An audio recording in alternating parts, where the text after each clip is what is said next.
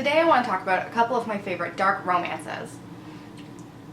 Now when I say dark, I mean incredibly dark. Most of these won't be for everyone. A lot of these are pretty non-consensual. If these dynamics were in any other book besides erotica, it would be absolutely abhorrent. But because it's erotica, I feel like you can just get away with a lot more. So these are my top 4 recent favorites. The first book I want to talk about is called Debt by Nina G. Jones. I was so annoyed when I first started this book. The book starts off with the main character deciding that she's going to hire someone to attack her.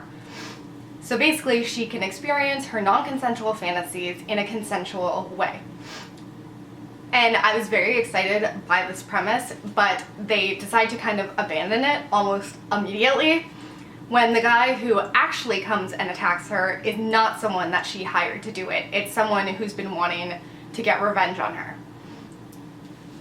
From there, they kind of develop a weird relationship where, of course, he knows what he's doing, but she doesn't really know what's happening. I mean, she does figure it out pretty quickly that this wasn't the guy that was hired, but then she starts a relationship with him anyway, kind of, but like, once again, non-consensually. And she ends up having an attraction to him, etc., etc.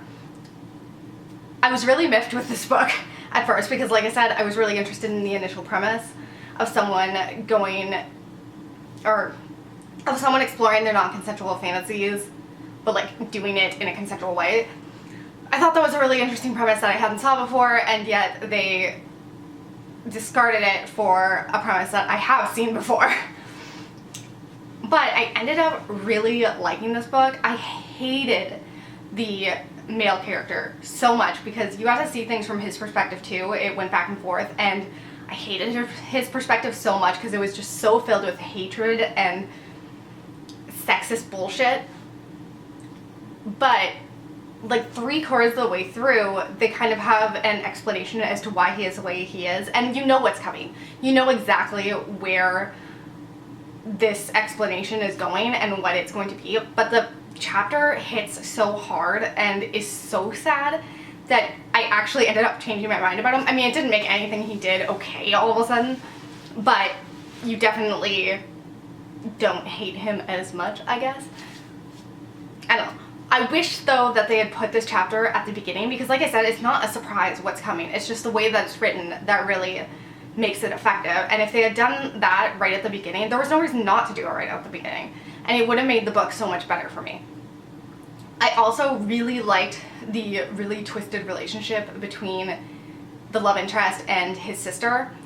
And I also really loved the ending. It was just dark in every way that I appreciate. The next book on my list is Dark Notes by Pam Godwin.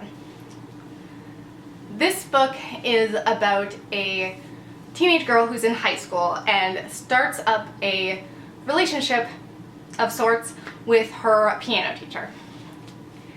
This book has a lot of tragedy porn in it. She was molested by her brother's best friend for most of her life, and then she was also taken advantage of by the guys at school, and that's something that is throughout Pam Godwin's work, is this tragedy porn stuff.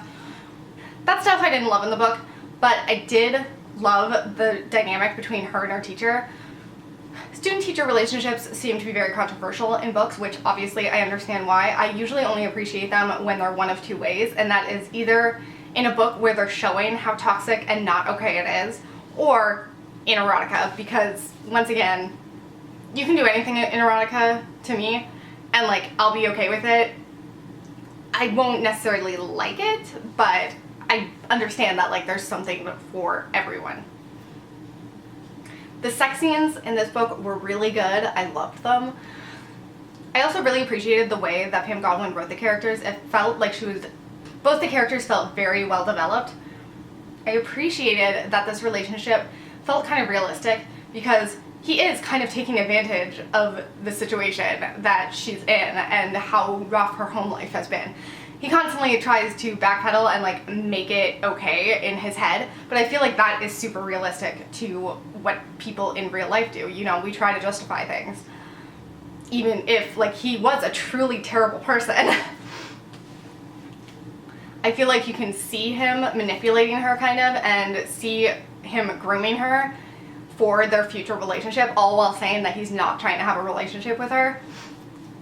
I do wish that the ending was different. I kind of wish like that she had decided like, fuck this guy, I'm gonna go and do what I want, but of course like it's a romance. Once again, this book isn't going to be for everyone. But I feel like if you got past my warning that all these books are going to be non-consensual, then you're probably okay with this book. The next book on my list is Fear Me by B.B. Reid. This is the only smut book I've ever bought in physical form, which just says how much I like it. I think this was kind of like the first smutty book that made me realize how much I love dark romances. This is kind of your typical bully romance. It's basically just between a guy and a girl who go to the same high school, and he treats her like absolute garbage. There are a lot of things I don't like in this book. You kind of have to suspend your disbelief for the male love interest character's entire background, because his backstory is so absolutely ridiculous. But I just love their interactions so much. And once again, though, this is very like over the line, not okay, but that's just what I like in smut. I like things that are very, very dark, and this one did it for me.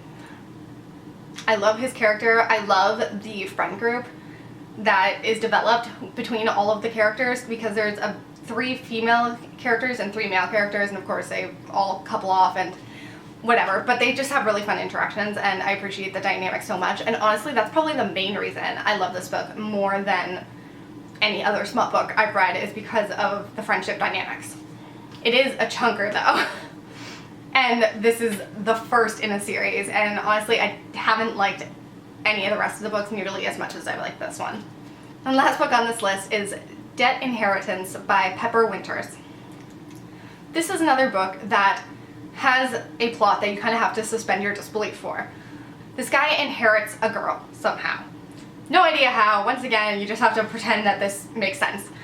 And he gets to kind of do with her as he pleases. In the end of it all, he gets to kill her.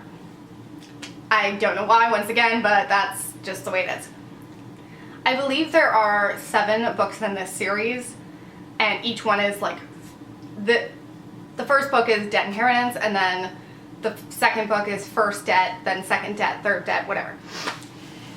The storyline has to do with like the descendants owing each other, because her mom was also in this exact same situation where somebody in this group owned her and killed her, I guess. Anyways, what I really appreciated about this book is that it is very dark. That's mostly what I appreciated. They don't pretend like this guy is a good guy. He does with her as he pleases. I will say it's a slow burn. They don't get super crazy in this book, but I kind of think like it's leading up to that. He's also a part of a club where he kind of like gets to share her as he wants. So I kind of like that too. I don't even know how to talk about these things. I find often in these types of books they try to romanticize the terrible relationship that they have, whereas I just am kind of okay with the dudes being bad dudes and going, and whereas I don't really need an explanation for why they're doing the things they're doing. You don't need to convince me that like he's an alright dude and he's doing it because he loves her. Him being bad is perfectly fine with me, and this book delivered that. This book was just super up my alley, and I'm really looking forward to reading more books from Pepper Winters, not to mention the rest of this series. I've already bought books 3, 4, or no, I've already bought books 2, 3, and 4 in this series because I'm just so excited to get to them. Well, I hope you liked this video, and I hope that you'll come back again soon. And if you have any other dark romances that are super dark that you can recommend me, please feel free. Thanks, bye.